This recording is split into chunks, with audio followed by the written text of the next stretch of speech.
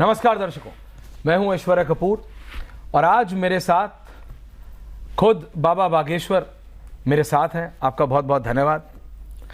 सभी दर्शकों को रिपब्लिक के और आपको भी खूब खूब धन्यवाद। दादा, मैं ये कह रहा हूं कि मेरे को पता चला आप भी एक यात्रा निकालने वाले हैं। मैं शुरुआत सीधा पॉइंट पे आता हूं। तो ये यात्रा क्या आप सबको एक करने के लिए निकाल रहे हैं?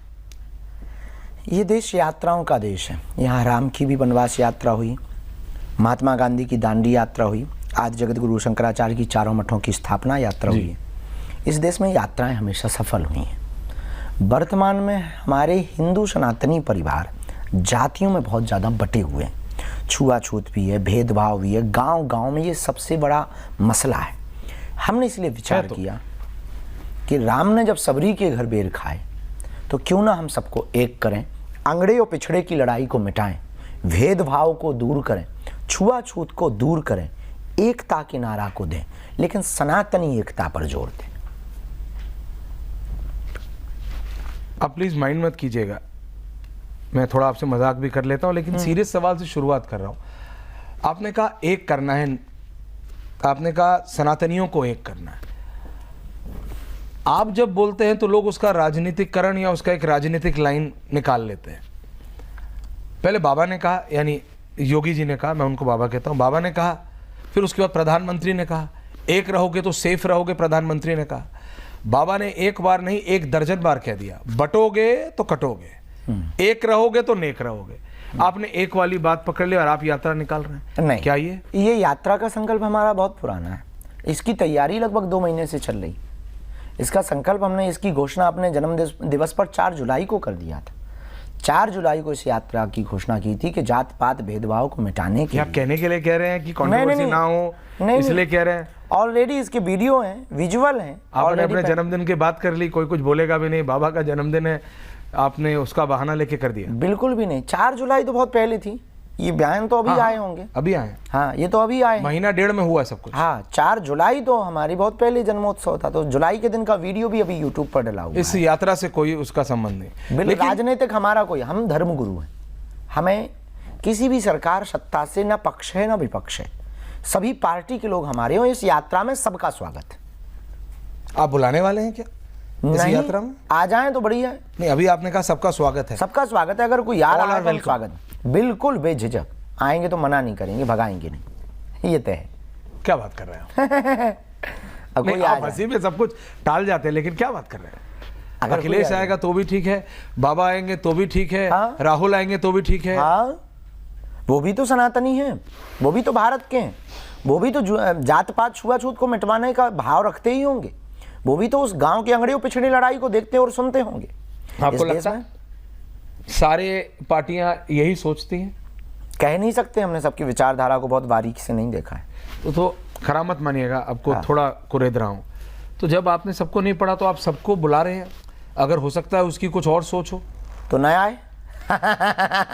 अगर आपकी हमसे उल्टी सोच है, अगर आप देश को तोड़ने की बात कर रहे हैं, आप देश को जलाने की बात कर रहे हैं, अगर आप देश को मिटाने की बात कर रहे हैं, आप इस देश में जातियों का जहर भरना चाहते हैं, आप इस देश में जाति के नाम पर अपनी लुटिया को बढ़ाना चाहते हैं, अपनी रोटियों को सेंकना चाहते हैं, तो आप मत आइए।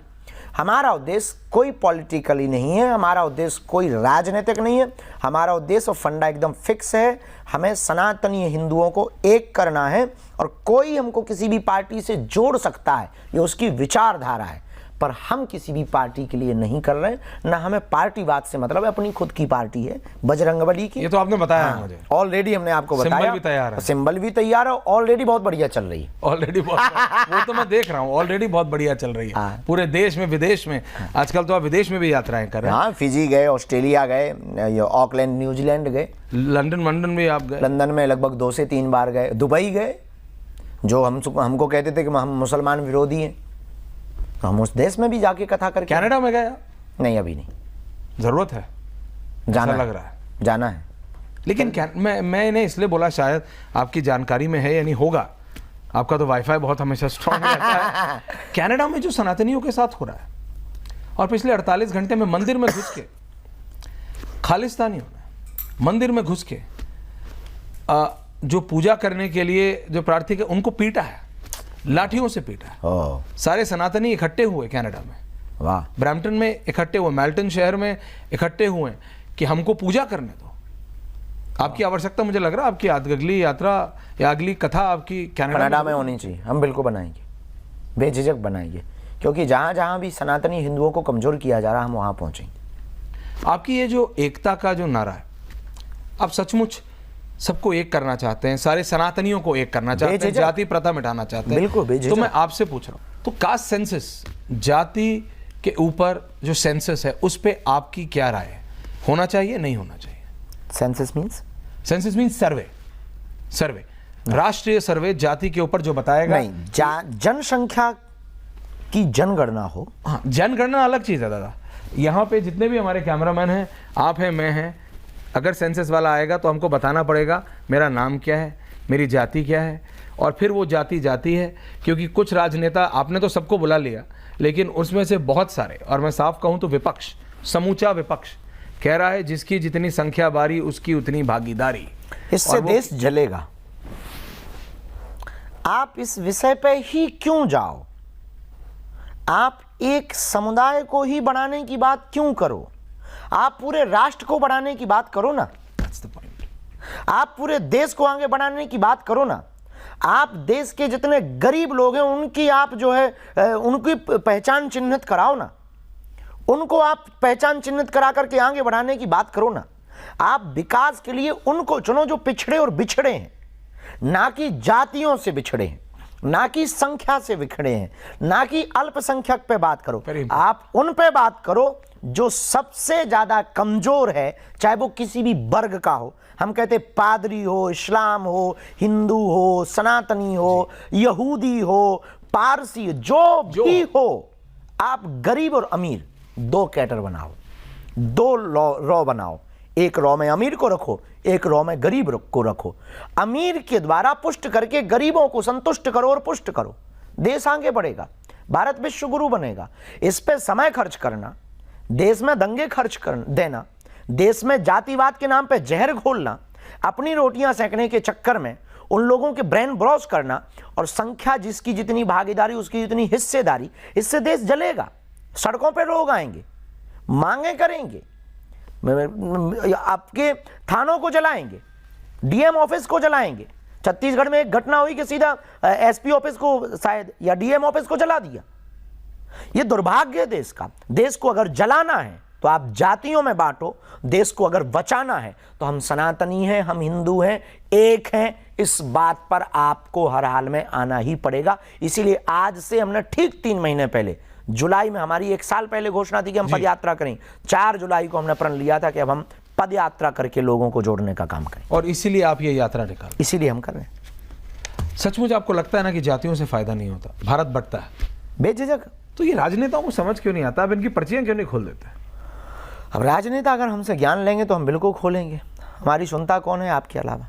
ऐसा मत बोलिए दादा। कम से कम मैं तो सुनता हूँ आपकी। लेकिन ये आपने बहुत ठीक कहा कि मतलब अगर जातियों का बोलबाला, जैसे ये कहते हैं कि जिसकी जितनी भागीदारी उसकी इतनी हिस्से आ जाएंगे, उसकी उतनी हिस्सेदारी,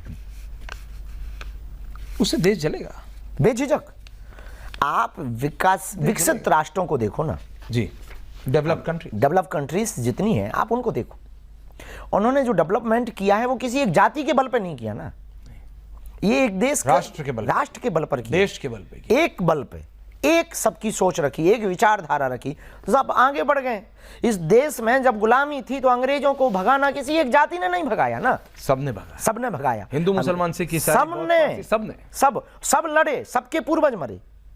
तो हमें इस पे बात करनी पड़ेगी ना, हमें इस पे चलना पड़ेगा। तो अगर हमको अपने देश को जलाना है तो आप जाति जनगणना कर लीजिए, अगर देश को बचाना है तो जो हमने सनातन हिंदू एकता पद यात्रा को निकाला है, इसमें अपनी जाति भाव के गुमान को भूलकर आपको सरनेम नहीं हटाना है, सरनेम के आगे एक काम करना है, सनातनी हो तो सनातनी जोड़ना है, बस खेल खत्म। Very important. यही बात मैंने 1.5 साल पहले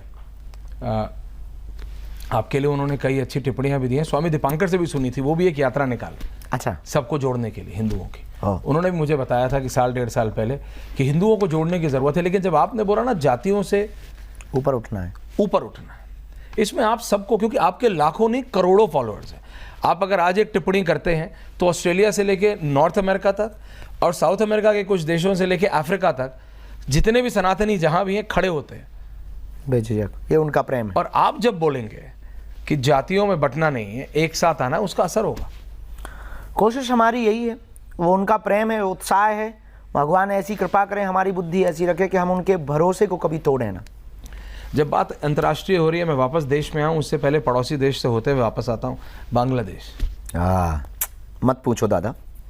हिंदुओं के साथ इतना हुआ, आपने टिप्पणी दी, कई और कथावाचक जो जिनके लाखों फॉलोअर्स हैं उन्होंने दी, लेकिन एक राजनीतिक दल, आपने बड़ा दल दिखा के सबको इनवाइट तो कर लिया, सबको आपने आमंत्रित तो कर लिया, लेकिन कई नेता बड़े ऐसे जो क्या क्या बनना चाहते हैं, लेकिन एक टिप्पणी नहीं की गई क्योंकि एक खास विशेष वर्ग को, मैं नाम लेता हूँ, मुसलमानों को, उन्हें लगा कि भारत के मुसलमान, हालांकि मेरा मानना है कि भारत का मुसलमान भारतीय पहले है, उसको बिल्कुल खराब नहीं लगता, लेकिन ये नेता जानबूझ के बांग्लादेश में ऐसी हालत, हिंदुओं को मारा जा रहा, दुर्गा पूजा नहीं मनाने दी दादा, दिवाली नहीं मनाने दी, और ये भारत के नेता कुछ बोलते नहीं है उस पर, विपक्ष। हमें लगता है कि इस देश में कुछ लोगों के अंदर राष्ट्रवाद की बहुत कमी है। राष्ट्रवाद की बहुत कमी है। आपकी नज़र में जब तक सत्ता महत्वपूर्ण रहेगी, गद्दी हथियाना और पाना यानी कई प्रकार महत्वपूर्ण रहेगा, तब तक आप वही बोलेंगे जो आपके वोटरों को लुभा सकें जी। और जिस दिन आप बहुत अच्छे तरीके से राष्ट्रभक्त बन जाएंगे, उस दिन आप वो बोलेंगे जिससे राष्ट्र का भला होगा।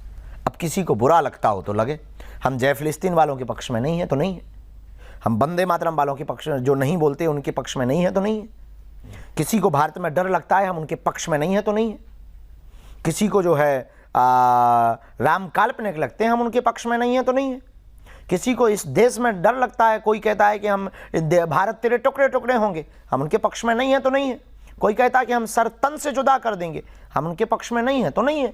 सीधा सा कॉन्सेप्ट है कि अगर आप सनातन के खिलाफ हैं, मानवता के खिलाफ हैं, तो अब आप कोई भी हो एनी हाउ तो हम आपके खिलाफ हैं। 100 की सीधी बात। कुछ लोगों को सेकुलरिज्म का कीड़ा काट चुका है। क्लैरिटी है बाबा, आप जो कहते हैं क्लैरिटी है, क्लैरिटी, देयर इज नो, मतलब कोई ना राइट ना left, there is no ambiguity, जैसे मतलब अंग्रेजी में कहते हैं, साफ है। हम किसी के नहीं, सनातन के, हम इस देश के हैं, क्योंकि हमारे पूर्वजों ने इस देश के संविधान को स्वीकार किया। हमारे भी कुछ पूर्वजों ने योगदान दिया होगा इस देश के लिए, और दिया है, इसमें कोई संदेह नहीं, सबके पूर्वजों ने दिया है। तो ये जो भी सहानुभूति दिखाने के चक्कर में लोग इस देश के कुछ वर्ग विशेष के लोगों को प्रलोभन देने के चक्कर में, सहानुभूति दिखाने के चक्कर में कि हम तुम्हारे पक्ष में हैं, यही इस देश का सबसे बड़ा कैंसर लग रहा है। देश में वापस आते हैं, अचानक वक्फ बोर्ड की बहुत बात होती रही, 9.5 लाख एकड़, 9.5 लाख एकड़। एक बार तो जब पहली बार मुझे पता लगा तो इमेजिन करने की कोशिश की कि 1-2 ज़िले नहीं, 7-8-10 ज़िले की ज़मीन 9.5 लाख एकड़ एक बोर्ड के पास है। और हमारा कोई बोर्ड नहीं है, सनातन कोई बोर्ड नहीं बना अभी तक। मेरा सवाल वही था, आपने पर्ची खोल दी ना जी, नहीं, मैं मजाक कर रहा हूँ। ये सनातन बोर्ड होना चाहिए, वो हमारे जो, या तो वक्फ बोर्ड को कैंसिल करें या फिर सनातन बोर्ड बना दें।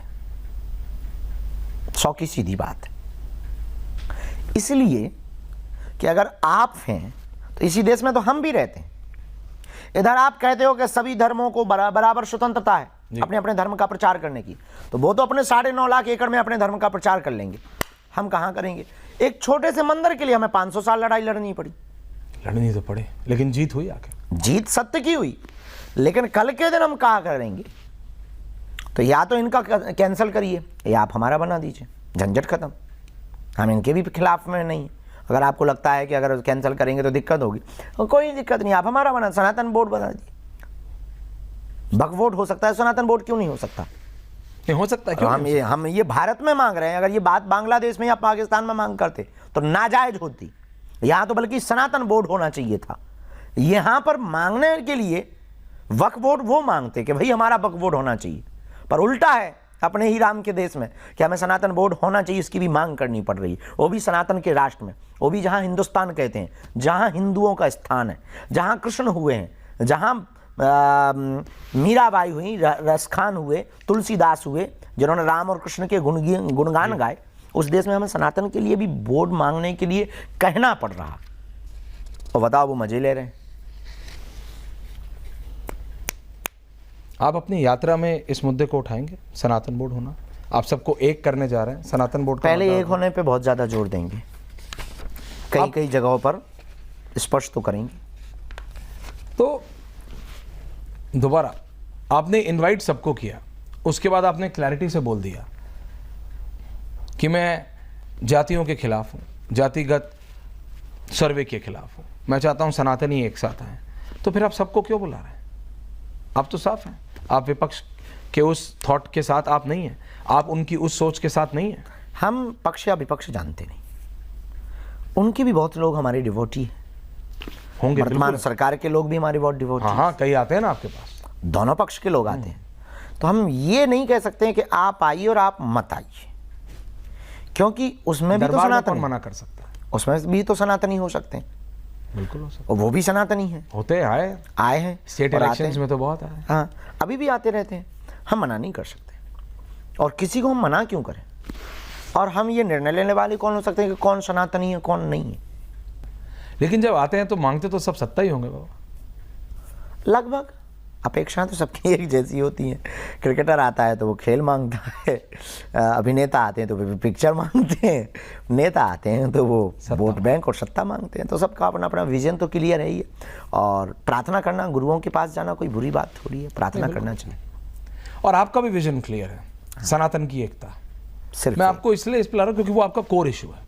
सारे मुद्दे, चाहे वो वक्फ बोर्ड हो, चाहे वो यूसीसी हो, चाहे वो सनातन बोर्ड का इशू हो, चाहे वो बटेंगे तो कटेंगे, उस सब का जो सेंटर पॉइंट है वो एकता है। एकता है, क्योंकि जो योगी आदित्यनाथ जी ने कहा, बाबा ने भी कहा, उसकी भी पूरी लाइन लोग नहीं बोलते, बटेंगे तो कटेंगे इसलिए बोलते हैं क्योंकि वो कंट्रोवर्शियल है। उसको वो जय फिलिस्तीन वालों ने ऐसा बता दिया कि वो एंटी मुस्लिम है। हालांकि बाबा ने कहा मेरी पूरी लाइन सुनो, बटोगे तो कटोगे, एक रहोगे तो नेक रहोगे। प्रधानमंत्री नरेंद्र मोदी ने कहा एक रहोगे तो सेफ रहोगे। तो एकता की इतनी आवश्यकता है बाबा, आपको सच में लगता है आज? एकता की ताकत तो बहुत है। संघे शक्ति कलयुगी, कलयुग में संगठन का ही बल होता है। दूसरी बात, आज इजराइल को अगर देखें जी, तो इजराइल की जीत का कारण क्या है? एकता। एकता। भारत में इजराइल का रहने वाला नागरिक भी जब उसके युद्ध उसका छिड़ जाता है तो वो सब छोड़ छाड़ के भागता है कि क्षमा करो, हमें अपने देश की सेवा करनी। तो और 18 साल का बालक एयरपोर्ट पर, दिल्ली के एयरपोर्ट पर खड़ा मिलता है। हमने किसी से पूछवाया कि आप इनको इंग्लिश में पूछो कि आप जा क्यों रहे हो, तो उसने कहा कि अब बाकी तो सब ठीक है, ये धंधा बिजनेस कंपनी का ये सब चलता रहेगा और मुझे अपनी देश की सेवा करनी है, मेरे देश पर संकट आ गया। ये आपके साथ पर्सनल एक्सपीरियंस था? ये हमारा एक्सपीरियंस। 18 साल का एक बालक दिल्ली के एयरपोर्ट पर, हमें तो अंग्रेजी आती नहीं तो हमने ट्रांसलेटर से पूछवाया, तो उसने ये बताया आई प्रेज्यूम आपकी इंग्लिश अब काफी अच्छी हो गई है, वंश इम्प्रूव कर रही है। इट्स इम्प्रूविंग, पहले से इम्प्रूव कर रही है। लेकिन ये आपके साथ रियलिटी में हुआ। वो 18 साल का इजरायली बालक वापस जाना चाहता था अपने देश को। हाँ, हम कहीं जा रहे थे, एयरपोर्ट में हमें मिला, वहां से वहां आपको लगा कि एकता की वजह। अद्भुत बात, अद्भुत बात। मतलब हम अंदर प्रवेश ही किए थे कि हम सामान के लिए खड़े हुए थे, तो तब तक वो एक बालक खड़ा हुआ था, तो पूछवाया कि इसको पूछो कहाँ से है। बहुत लोग सेल्फी ले रहे थे, वो थोड़ा सा अलग टाइप का खड़ा हुआ था, तब हमें पता लगा कि अपने देश जा रहा है, इजराइल जा रहा है। वैसे आपको ये पता है नहीं पता है, जिस एयरपोर्ट पे आप खड़े थे उस पे भी, उसको भी वक्फ बोर्ड की प्रॉपर्टी बताया गया है। भारत की संसद को वक्फ बोर्ड की प्रॉपर्टी बताया गया है। 64% दिल्ली और 40+% लखनऊ को वक्फ बोर्ड की प्रॉपर्टी बताया गया। जस्ट बता रहा हूँ, जिस एयरपोर्ट पे आप और हम, ये पूरा हिंदुस्तान जहाँ से दिल्ली के अंतर्राष्ट्रीय हवाई अड्डे से उड़ता है, उस पूरे को वक्फ बोर्ड की ज़मीन बता दी गई। फिर तो देश लुट गया है। ऐसा बोर्ड तो हमें भी बनाना है। ऐसी बात मत बोलिए, आप तो बोर्ड एकता के लिए बना रहे हैं, आप थोड़ी प्रॉपर्टी मतलब इकट्ठा करने के लिए। गजब ही है फिर तो, हद हो गई भाई। संसद के ऊपर, संसद के ऊपर की संसद वक्फ बोर्ड की जमीन पे बनी है, और क्या बचा है? गजब है। फिर तो अब देश बचे ही नहीं, फिर तो उन्हीं का हो गया है। जब संसद उनकी हो गई तो सांसद उनके हो गए। संसद में बैठने वाले लोग उनके होंगे। ये मूर्खता है, इस पर संशोधन बहुत जरूरी है और बहुत बारीकी के साथ संशोधन होना चाहिए। और सनातन बोर्ड को भी एक महत्व दिया जाना चाहिए, वो भी जल्दी दिया जाना चाहिए। बातों से काम नहीं चलेगा, अब सनातनी हिंदुओं को बाहर निकलना पड़ेगा, क्योंकि करो या मरो की बारी है, भारत पर संकट भारी है। सिर्फ एक आध और सवाल, मैं ज़्यादा नहीं। आपको लगता है सनातन बोर्ड के लिए सारे हिंदू धर्मगुरु या सनातनी धर्मगुरुओं को एक साथ आना पड़ेगा? आना तो चाहिए, अलग अलग, लेकिन इतना आसान नहीं है। आप बात करते हैं, मैंने देखा था पिछली बार 2-3 धर्मगुरु बड़े बड़े एक साथ आ जाते हैं, लेकिन जब इतनी बड़ी चीज़ है, खराब मत मानिएगा, मैं सबका बहुत आदर कर, लेकिन सबको एक साथ आना, उनका वक्त, हमारे सनातनी धर्मगुरु एक साथ आने में कोई दिक्कत है क्या? आप तो युवा हैं, आप तो सबकी इज्जत करते हैं, मैंने देखा है। उसके पीछे सबसे बड़ी कारण है, इस देश में जब तक सनातन के प्रचारक अपने आप को पोस्टर बॉय समझेंगे, मैं ही सर्वोसर्वा हूँ, मेरे ही कारण ये सब कुछ हो रहा है, तब तक सनातन एक नहीं होगा। तब तक बहुत जोरदार तरीके से आप किसी भी विषय के मुद्दा को पूर्णता सफल नहीं पा सकते, अलग अलग मुंह भर चलाते रहेंगे। हमें ये लालच त्यागना पड़ेगा कि हमारे कारण ऐसा हो रहा है, ये लालच त्यागना पड़ेगा। हिंदू सनातनियों के कारण ऐसा हो रहा है और हम सब एक साथ मिलकर के कर रहे हैं, तो हो जाएगा। इसलिए धर्मगुरु शायद एक विषय पे इकट्ठे नहीं सभी आ पाते। उनको लगता है कि वाह हमारा मुद्दा भटक जाएगा, किसी को लगता है वाह हम सीनियर है, ये छोटा बच्चा है, इसके साथ हम क्या बैठेंगे, किसी को लगता है वाह हमारा पद का गर्मा है, स्वाभिमान है। इस कारण से धर्मगुरु अलग अलग हो रहे हैं। और यही हाल गुलामी के समय में हुआ था, सब राजा अपना अपना ईगो लेकर के बैठे थे, एक एक फूट डाल करके उन्होंने, अंग्रेजों ने सबको काट दिया और स्वामित्व आधिपत्य कर लिया, अपना अधिकार जमा लिया। जब उनके बीच में से लोग निकले, सुभाष चंद्र बोस हो या फिर चंद्रशेखर आज़ाद हो या फिर भगत सिंह हो या फिर सुखदेव हो, जब ये सब निकले, भले ही मिशन अलग अलग थे पर विजन एक था, टारगेट एक। मिशन अलग अलग थे, रास्ते अलग अलग थे, पर टारगेट और विजन एक था, लक्ष्य एक था, एम एक था, आजादी आजादी आजादी। हर आदमी चिल्लाता था मुझे आजादी चाहिए, और वो कहता तुम मुझे खून दो, मैं तुम्हें आजादी दूंगा। रोंगटे खड़े हो जाते हैं जब उनको पढ़ो, आज भी। और वो अपने खून को चिल्गाड़ फब्बारा मारते थे उनके खून पर, वो कहते थे मुझे आजादी चाहिए। कट जाते थे, सूली पर मुस्कुराते हुए चढ़ते थे। भगत सिंह जब सूली पर चढ़ने के लिए जाते हैं तो उनकी मां मिलने आती है तो कहते हैं बेबे तू रोना नहीं और तू आंखों में आंसू मत लाना, और हाँ सुन कल हमारी फांसी चढ़ेगी, बेबे तू आना मत।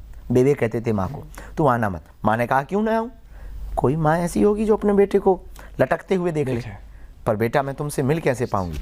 तब कहा बेबे, भगत सिंह ने कहा बेबे किसी के अंदर भी राष्ट्र का प्यार जगा हुआ मिले, समझ जाना तुम्हारा ही बेटा उसके अंदर। ऐसे लोग अलग अलग रास्ते थे, अलग अलग काम किए, लेकिन उनका विजन और सेंट्रल एक था कि हमको आजादी चाहिए। ऐसे ही वर्तमान के भारत के धर्मगुरुओं को अब करना पड़ेगा कि उनको हर हाल में सनातन को बड़ा हिंदू राष्ट्र, अगर ये लक्ष्य रख लेते हैं कि हमें हिंदू राष्ट्र चाहिए, मतलब चाहिए। यहूदियों के लिए एक देश निश्चित है, कोई भी यहूदी किसी देश से निष्कासित किया जाए तो उनके देश में तुरंत उनको एंट्री है। बांग्लादेश के हिंदू बॉर्डर पर तुम्हारे भारत के चिघाड़ते रहे, बच्चियों को गोद में लेकर के रोते रहे, उनको एंट्री तक नहीं मिली। यह देश का दुर्भाग्य है। कल के दिन फिजी में रहने वाले हिंदू, ऑस्ट्रेलिया में रहने वाले, सूरीनाम में रहने वाले, मॉरिशस में रहने वाले, नेपाल में रहने वाले या फिर अमेरिका में रहने वाले जो आपके मूल निवासी हिंदू हैं, सनातनी हैं, उस देश की सरकार अगर उन्हें निष्कासित करती, कनाडा में रहने वाले हिंदुओं को, लंदन में रहने वाले हिंदुओं को अगर वहां की सरकार निष्कासित करती तो वो जाएंगे कहां? भारत के हिंदुओं को अगर गैर हिंदू कोई यहां की सत्ता पर बैठ जाए, और याद रखना भारत के लोगों, हमारी बातें बहुत कड़वी हैं, चुभती भी हैं, पर हम बहुत तर्क के साथ विचार करते हैं कि कल के दिन गैर सनातनी अगर सत्ता पर बैठ जाएगा या कोई ऐसा आदमी बैठ जाएगा जो हिंदुओं को पसंद ना करता हो और उसने कह दिया कि हिंदुओं देश निकाला करो, तुम जाओगे कहां? बांग्लादेश तो एक घड़ी भारत आ जाएगा, पर भारत कहां जाएगा? हिमालय जाएगा या समुद्र में डूबेगा? ये दुर्भाग्य है। इसलिए भारत के धर्म गुरुओं को पोस्टर बॉय बनने की जगह, अब कई लोगों को बुरा लगेगा छोटा सा बच्चा ज्ञान दे रहा है, कई लोगों को ये लगेगा कि अब ये हम लोगों को ही ज्ञान दे रहा है। क्या आप लीड नहीं कर सकते? आप यात्रा No, निकाल। हमें लीडर बनने का शौक नहीं है, हमको सिपाही बनने का बहुत शौक है। हम किसी भी भारत के धर्मगुरु को लीडर बनाने को तैयार है, ताजपोशी करने को तैयार है, और अगर भारत हिंदू राष्ट्र बनता हो तो हम आपके ऊपर भी ताजपोशी करने को तैयार है। किसी भी व्यक्ति के ऊपर हम ताजपोशी करने को तैयार हैं। हमें शौक बिल्कुल भी नहीं है कि आप हमको लीडर मानो, पोस्टर बॉय मानो, या कोई आप हमें हिंदू से हृदय सम्राट कहो, या हिंदू हृदय शेर कहो, या बब्बर शेर कहो। हमको ये बिल्कुल भी पसंद नहीं है। हमको सिर्फ सनातन का सच्चा सिपाही बनना पसंद है, और कोई भी धर्मगुरु एनी हाउ सनातन का काम करने वाला हमको अपने संरक्षण में ले सकता है। हम तैयार हैं भारत के लिए, सिर्फ हिंदू राष्ट्र के लिए, भारत के लिए, हिंदू राष्ट्र के लिए। उम्मीद करता हूँ अगली मुलाकात आपसे आपकी यात्रा के दौरान या आपकी यात्रा के बाद पदयात्रा के मध्य में होगी। मध्य में होगी। बहुत बहुत धन्यवाद।